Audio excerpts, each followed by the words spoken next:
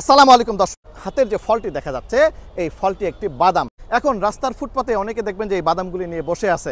অনেকে হয়তো জানি, অনেকে হয়তো জানি না, আবার অনেকে জানলেও অনেকে হয়তো খায়নি। যেটির নাম হলো বাক্স বাদাম। এটাকে আবার জংলি বাদাম নামেও পরিচিত, যেটিকে ইংরেজিতে ওয়াইল্ড অ্যানিমাল ট্রি বলা হয়, যেটাকে উদ্ভিদতাত্ত্বিক বা বৈজ্ঞানিক নাম হলো স্টারকিউলিয়া ফোয়েটিডাস। অত্যন্ত পুষ্টিগুণ সম্পন্ন এই জংলি বাদামটি, যেটির ভিতরে রয়েছে পটাশিয়াম, ক্যালসিয়াম, আয়রন, ফাইবার, রয়েছে ভিটামিন এ, বি, সি এবং ভিটামিন ওমেগা 3।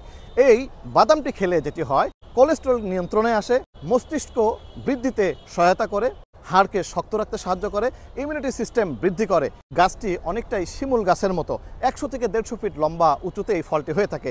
যখন কাঁচা অবস্থায় থাকে তখন এটি সবুজ, আর যখন পাকে, বিশেষ করে জানুয়ারি ফেব্রুয়ারি মাসে এটি পাকে, আস্তে আস্তে লাল হয়ে যায় এবং এই যে যেটি দেখা যাচ্ছে এটি আস্তে আস্তে ফেটে যায়। সুসজ্জিত, যেটার ভিতরে বাদামগুলি এভাবে সাজানো থাকে, যা অত্যন্ত চমৎপ্রদ। একদিকে যেমন পুষ্টি সমৃদ্ধ, অন্যদিকে খেতেও সুস্বাদু। তবে কাঁচা অবস্থায় খাওয়া যাবে না, পেকে গেলে ফল এরকম লাল হয়ে যাবে, ফেটে গেলে ভিতরের বাদামটি খেতে হয়। দুটি পরত থাকে বা পর্দা থাকে, পর্দাটি সরিয়ে অত্যন্ত সুস্বাদু পুষ্টিগুণ সম্পন্ন এই বাক্স বাদামটি চাইলে আপনিও খেতে পারেন।